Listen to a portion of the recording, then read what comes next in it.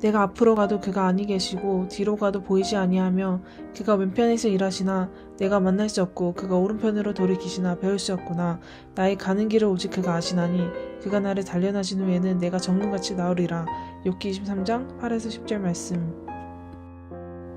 원정수 권사님은 어렸을 때 아버지가 돌아가신 후 광야와 같은 어려운 시절을 보냈습니다.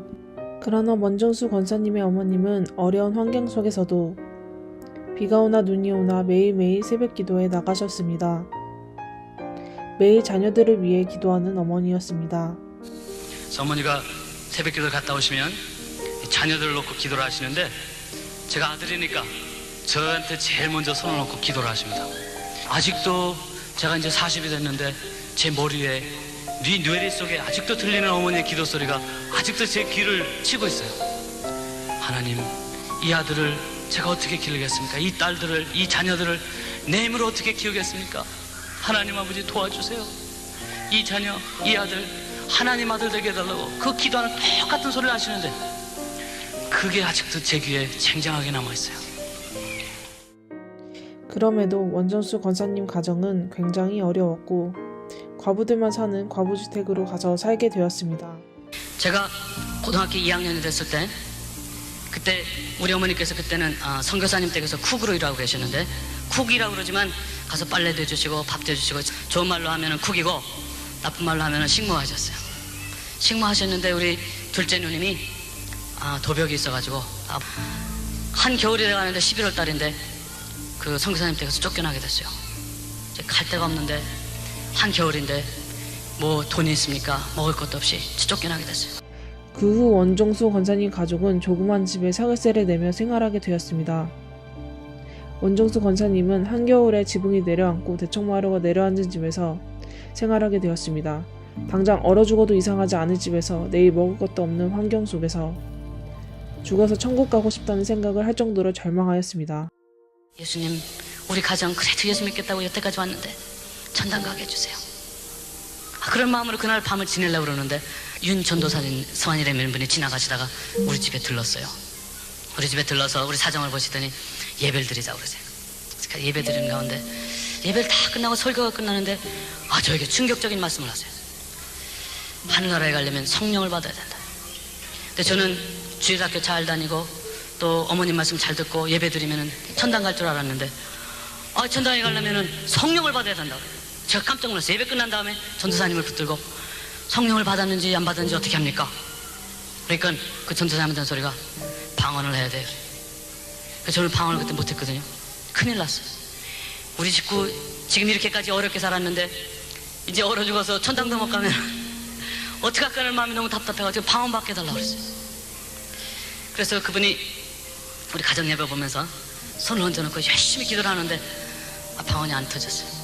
저는 실망해가지고 이제는 세상에서도 얼어 죽다가 이제 죽으면은 천당도 못 가겠다는 낙담한 마음으로 이제 그날 밤을 지내는데 윤 전도사님이 그 집에 가시면서 내일 저녁 때 어느 집에서 가정 집회를 하니까 그때 오라고 그러세요.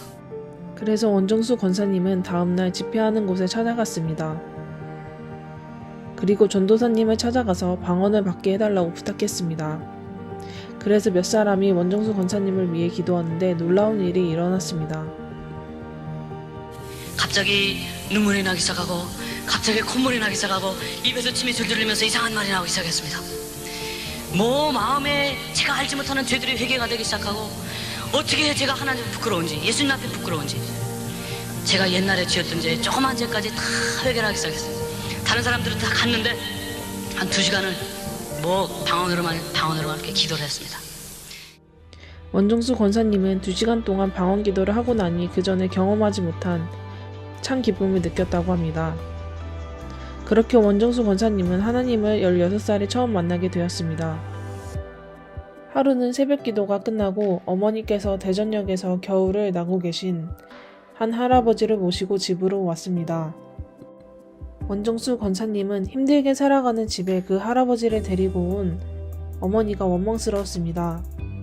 그러나 어머니는 할아버지를 목욕시키고 옷 입혀주고 먹을 것을 내어드리라고 하셨습니다. 원정수 권사님은 하기 싫었지만 단호한 어머니의 말에 그대로 행하였습니다. 그러면서 그 겨울을 지나면서 저는 까맣게 잊어버렸어요. 까맣게 잊어버렸는데 거기에 한국 유학생들이 집회가 있는데 자기들한테 와서 간증의 말씀을 해달라고 그러세요. 그런데 원사님은 막상 간증을 하려고 하니 부담스러워서 고민하다가 하나님께 예배드리기 10분 전에 기도를 했습니다. 하나님 아버지, 이 학생들한테 무슨 말을 전해야 될까요? 근데 갑자기 제 눈앞에 이 환등 슬라이드처럼 5장면이 착착착착착 5장면이 지나가요. 근데 여러분, 그 첫 장면이 그 할아버지의 몸을 씻어드리는, 제가 씻어드리는 그 장면이 딱 나와요. 그러면서 예수님께서 제 마음에 깊은 곳에 속삭이시는 말씀이 That was me 그러세요. 종수야, 내가 그날 얼마나 추웠는지 몰라. 내가 그날 얼어 죽었을지도 몰라. 내가 얼마나 배가 고팠는지 모른다. 그 많은 사람들이 성경책을 치며 끼고 지나가면서 나를 모른 척하고 지나갔지만 내 어머니가 나를 불렀다. 내 배고픔을 네가 채워줬지. 내가 추웠을 때 내 한 벌이 뜬 옷을 입혀줬지. 내가 외로웠을 때 나를 가운데다 모여놓고 나를 왜 기도해줬지. 내가 나를 먹였기 때문에 내 먹는 거를 책임져 주마. 내가 나를 입혀줬기 때문에 내가 너 입을 것을 책임져 주마. 내가 나를 데려다가 집에다 지었지. 너의 의식주를 해결해 주마. 그렇게 약속을 해주시라고요. 할아버지를 만난 후 권사님에게는 놀라운 일이 생겼습니다. 어느 날 새벽 기도를 열심히 하다가 허기가 져서 누워있다가 로마서를 읽게 됩니다. 로마서를 2번 읽은 후 등교를 하다가 권사님에게 놀라운 일이 일어납니다. 걸어가는데 이 로마서가 보여요. 눈에 보이는데 책이 탁 눈앞에 한 권으로 오는데 머리를 이렇게 넘기면 책장이 넘어가기 시작해요. 페이지가 보이기 시작하고 그 말씀에 있는 말들이 보이기 시작해요. 그래서 제가 책이 없는데도 책장을 넘길 수 있는 사람이 됐어요. 갑자기. 이런 지혜의 은사를 받은 권사님은 시험을 볼 때도 공부했던 책이 머릿속에서 보였습니다. 시험도 잘 봐서 고등학교를 1등으로 졸업하고 서울대학교 의대도 들어갈 수 있게 되었습니다. 그러나 서울대학교에 들어가고 행복한 나날만 있을 줄 알았지만 그렇지 않았습니다. 학교에 다니면서 결핵에 걸리고 몸이 점점 쇠약해져 갔습니다. 친구들과 자신의 처지를 비교하면서 낭망하고 몸도 약해지니 모든 것이 불평스러워 보였습니다. 권사님은 결국 학교에서 화학실험을 하다가 더 이상 살고 싶지 않다는 생각까지 하게 됩니다. 이제는 하나님도 계신 것 같지 않고 몸도 너무 곤약하고 정신적으로 너무 쇠약해 있어서 발코니에서 이제 떨어지려고 다리 한 짝을 올렸습니다. 원정수 권사님은 결심을 하고 뛰어내리려고 하는데 한 사람의 얼굴이 보였습니다. 권사님의 어머니였습니다. 우리 어머니 기도 때문에 제가 그날 죽질 못했어요. 어머니의 기도, 어머니의 눈물 어린 종수야 부르는 소리에 제가 마음을 다시 먹었습니다. 하나님, 저 이렇게 살고 싶지 않습니다. 기왕에 하나님 섬기며 살 거, 하나님 살아계신 거 보여주세요. 내가 기왕에 의사가 될 거, 내가 하나님께서 나를 고치실 수 있다는 것을 보여주셔서 나를 살리시든지, 아니면은 내가 하나님 손에 죽겠습니다. 하나님 손에 죽겠습니다. 내 기도하다가 죽겠습니다. 그렇게 다짐한 후 산에 올라갔습니다. 산에 들어가서 하나님께 기도했습니다. 하나님, 나를 일찍 데려가시든지 하나님 살아계신 걸 보여주셔서 나를 고쳐주셔서 새 사람이 되게 해주든지 해주세요.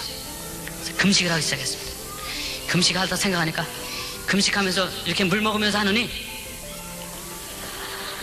차라리 단식을 하자. 그렇게 단식하면서 계속 기도를 했습니다. 점점 폐에 피가 차오르고 몸이 힘들었지만 계속 주님께 기도했습니다. 그리고 하나님께 따지기 시작했습니다. 내가 하나님께 따지긴 따지는데 말이 된다. 그런 믿음이 들어요.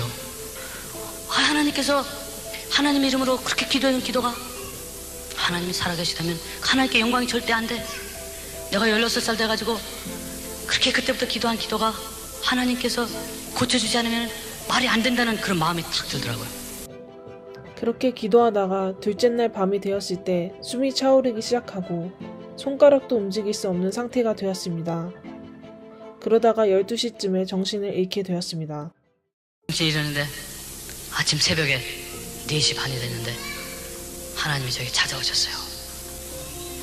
저는 정신이 깨서 일어나 보니까 내가 이제 죽었나 보다, 하늘나라에 왔나 보다 하는 생각이 들었는데, 아직도 보니까 아직도 육이 있어요. 육이 있는데 참 이상하시죠? 갑자기 머리에서부터, 이게 다른 사람은 불을 받았다는데 저는 이렇게 시원한 얼음 같은 것이 제 머리에서부터 내려오기 시작했습니다.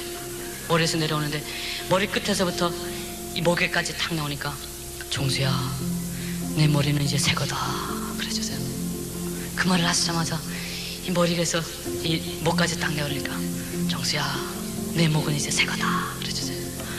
목에서 가슴까지 내려오니까, 내 가슴은 새 거다, 내 배는 새 거다, 내 다리는 새 거다. 엄지발가락 끝까지 왔는데, 엄지발가락 끝에서 뭐가 탁 떨어져 나가는데, 갑자기 누워있던 몸이 오뚜기 가서 진짜 탁 섰어요. 어디서 새 힘이 솟아났는지, 어디라도 갈 것 같다. 새로운 기쁨이 솟아나기 시작했습니다. 그리고 산꼭대기에 올라가서 외쳤습니다. 하나님 감사합니다. 하나님 감사합니다. 제가 잊어버리지 않는 그 순간에, 잊어버리지 않는 순간은 하나님께 감사합니다 하는 그 순간보다, 하나님께서 왜 새벽 4시 반에 저를 찾아오셨는지, 그게 참 저한테는 아직도 감격적이에요. 새벽 4시 반에 가만 보니까, 제가 늘 아침에 가서 새벽 기도하는 그 시간이에요. 가만 보니까 하나님하고 저하고는 그 약속된 시간이 새벽 4시 반인 것 같다.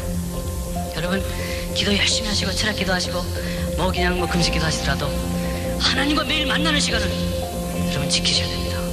하나님께서 여러분과 그 만나는 시간에 응답을 가지고 오실 겁니다. 여러분도 하나님과 매일 만나는 약속된 시간을 통해서 고난과 어려움이 닥쳤을 때 극복하시길 바랍니다. 하나님은 당신과의 만남의 시간을 기다리고 계십니다. 하나님과의 만남을 통해 기쁨의 시간을 되찾으시길 바라겠습니다.